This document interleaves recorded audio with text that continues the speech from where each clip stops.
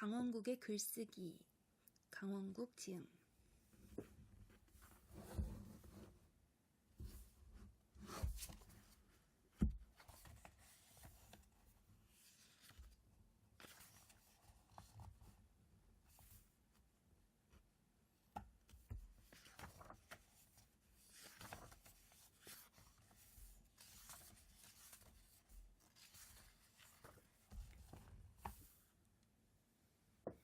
방전된 배터리로는 시동을 걸 수 없다.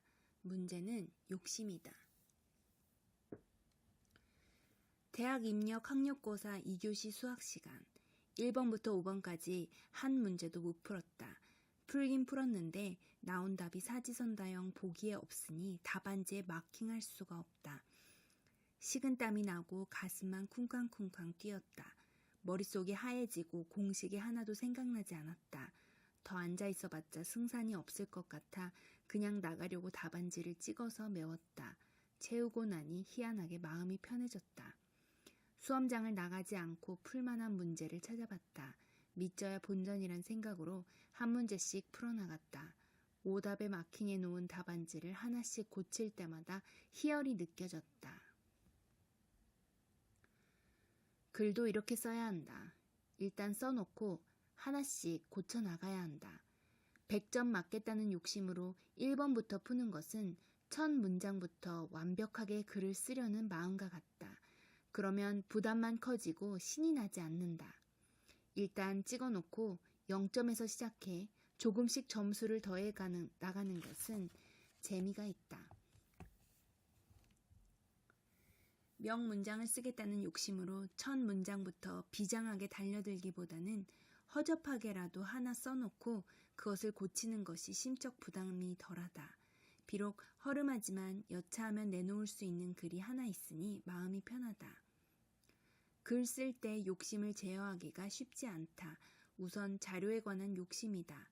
읽다 보면 누더기 느낌이 나는 글이 있다. 억지로 꿰맨 흔적이 역력하다. 용접한 부위가 우둘투툴하다. 이런 일이 벌어지는 원인은 찾아놓은 자료가 아까워서 꾸역꾸역 쑤셔넣은 탓이다. 자료를 찾다 보면 더 찾고 싶어진다. 더 찾으면 더 좋은 자료가 나올 것 같기 때문이다. 그러다 보면 끝이 없다. 어느 지점에서 타협해야 한다. 아는 것을 표현하는데도 욕심이 개입한다. 이 글에서는 이것만 써야 하는데 저것도 안다고 말하고 싶다. 좀 더 멋있게 표현하고 싶은 욕심도 생긴다. 그러다 보면 글쓰기 진도가 나가지 않을 뿐더러 글도 나빠진다. 핵심에서 벗어나 중언부언하기 십상이다. 멋있게 쓰려는 욕심에 글이 느끼해진다. 형용사, 부사가 난무하다. 취사 선택의 분별력과 결단이 필요하다. 어느 것은 쓰고 어느 것은 버릴지 기준이 있어야 한다. 기준이 모호하고 경계가 불확실해지면 이건 중요하니까 저건 버리기 아까우니까 이유를 만들고 우겨 넣는다. 글의 성패는 여기서 갈린다. 여러 개 중에 하나를 골라야 한다. 다 넣으려고 욕심 부리면 망한다. 적절한 지점에서 추가하는 것을 멈추고 버리는 결단을 내려야 한다. 아는 것 중에 하나만 쓰는 절제는 글 읽는 사람으로 하여금 아우라를 느끼게 한다. 그래서 여백의 미가 풍긴다. 독자에게는 필자가 숨겨둔 메시지를 발견하는 즐거움을 준다. 소풍 가서 보물을 찾았을 때 느끼는 뿌듯함 같은 것이다. 손해본다 생각하지 말고 아는 것, 쓰고 싶은 말을 남겨두자. 그것이 글 쓰는 사람의 여유다. 누군가에게 잘 보이고 싶은 욕심도 장애물이다. 평가를 낮게 받지 않을까, 지적당하지 않을까 두렵다. 일종의 주목공포증이다. 나도 남의 시선을 의식하는 강박장애를 겪었다. 고등학교 3학년 때 공부하고 있으면 뒤에서 누군가 쳐다보는 것만 같았다. 뒤돌아보면 아무도 없다. 갈수록 이런 증상이 심해졌다. 아무도 없는 줄 알면서도 쳐다보지 않고는 못 베기는 상태가 됐다. 그러다 보니 공부하는 내내 수시로 뒤를 봐야 했다. 안 그러면 숨이 가빠서 견딜 수가 없었다. 급기야 정신신경과 치료를 받았다. 타인의 시선을 과도하게 의식하고 남에게 잘 보이려는 욕심에서 비롯된 일이다. 글을 읽는 사람은 글쓴이가 얼마나 잘 쓰는지, 얼마나 많은 것을 알고 있는지 관심 없다. 그들이 관심 갖는 것은 그래서 말하고자 하는 얘기가 뭔지, 그 얘기가 내게 어떤 도움이 되는지 하는 것이다. 그러므로 내가 그래서 하고자 하는 말이 무엇인지, 그것이 독자에게 어떤 효용이 있는지에 집중하는 게 맞다. 글쓰기가 어려운 첫 번째 이유는 자신의 현재 상태를 있는 그대로 받아들이지 않기 때문이다. 글쓰기 실력이 80점인 사람이 마치 100점인 것처럼 보이고 싶은 욕심 때문에 글을 못 쓰고 끙끙 앓는다. 혹은 자기 스스로를 100점이라고 착각한다. 머릿속에 든 만큼, 마음으로 느낀 만큼, 나의 글쓰기 수준만큼 써서 보여준다 생각하면 못 쓸 게 없다. 직장에서 글 쓰는 사람을 많이 만났다. 이들을 자존감과 실력이라는 두 잣대로 분류하면 네 부류로 나뉜다. 첫째는 자존감도 높고 실력도 있는 부류다. 자기 실력을 100% 보여주지 않는다. 잘 보이려고 애쓰지 않는다. 글에 욕심이 들어가지 않는다. 설렁설렁 쓴다. 대부분의 경우 글이 좋다. 그러나 간혹 결정적 실수를 한다. 둘째는 실력은 그저 그런데 자존감이 높은 부류다. 매우 성실하다. 일찌감치 글을 써놓고 계속 수정한다. 실수가 거의 없다. 마감 준수 등 항상 기본은 한다. 그러나 뛰어난 것은 나오지 않는다. 셋째는 자존감은 낮으나 실력이 괜찮은 부류다. 남이 자신의 글을 어떻게 평가하는가에 민감하다. 인정받고 싶어한다. 지적당하면 화를 내거나 의기소침해한다. 상사와 멀어지고 조직과 겉돌게 된다. 행복하지 않다. 끝으로 자존감과 실력 모두 낮은 부류다. 눈치를 심하게 본다. 결과도 안 좋다. 자신도 괴롭다. 글쓰기와 관련 없는 일을 하는 게 좋다. 글쓰기에는 욕심과 실력이 함수 관계를 이룬다. 채우기 아니면 비우기다. 실력을 높이거나 욕심을 줄이거나 둘 중 하나를 택해야 한다. 욕심이 많아도 실력이 있으면 상관없다. 욕심은 많은데 실력이 없는 경우가 문제다. 실력이 없으면 내가 이 정도 썼으면 잘한 거야 라고 생각해야 한다. 자신을 직시해야 한다. 그래도 욕심이 나면 실력을 쌓아야 한다. 독자와 관계에서도 그렇다. 내 역량이 독자의 기대보다 높은 수준일 때는 문제없다. 독자가 나를 알아주지 않는다고 치부하면 될 일이다. 이런 경우 오히려 투지를 불태우게 된다. 투지는 글쓰기의 약이 된다. 역량은 없는데 독자가 과한 기대를 할 때가 문제다. 내 수준보다 높은 결과물을 기대하는 상황이 난감하다. 실력을 키우면 좋겠지만 이는 하루아침에 되지 않는다. 그러나 나를 있는 그대로 보여주는 것은 마음먹기에 달렸다. 톨스토이의 말이 전곡을 찌른다. 가난의 고통을 없애는 방법은 두 가지다. 재산을 늘리거나 욕망을 줄이는 것. 전자는 우리 힘으로 해결되지 않지만 후자는 언제나 우리 마음가짐으로 가능하다.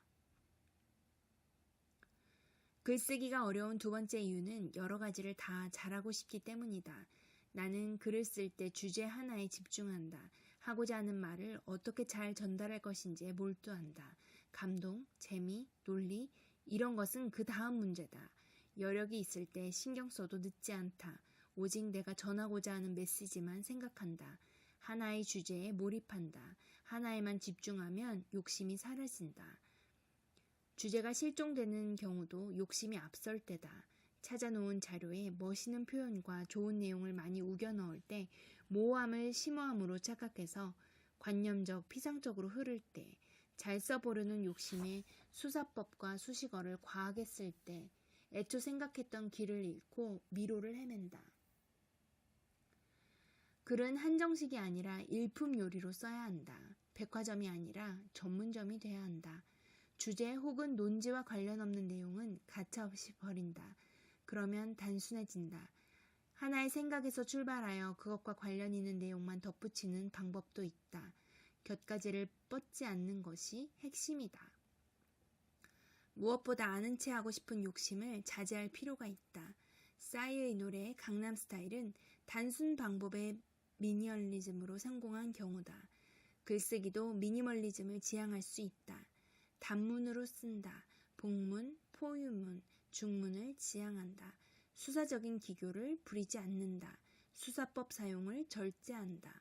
최대한 짧게 쓴다. 군더더기 없이 할 말만 쓴다. 독자에게 잘 보이겠다는 생각을 자제한다. 그것도 소유욕이며 미니멀리즘에 역행하는 일이다.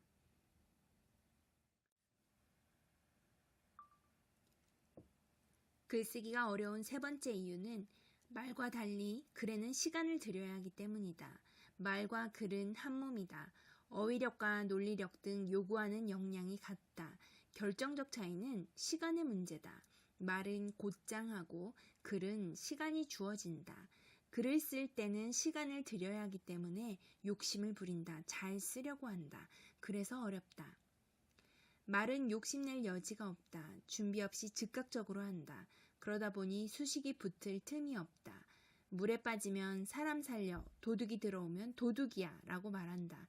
군더더기 없이 핵심으로 곧장 들어간다. 그러나 글은 다르다. 자신이 아는 것을 보여주고 잘 쓴다는 것을 과시하기 위해 궁리한다. 그만큼 쓰기가 어려워지고 사족이 붙는다.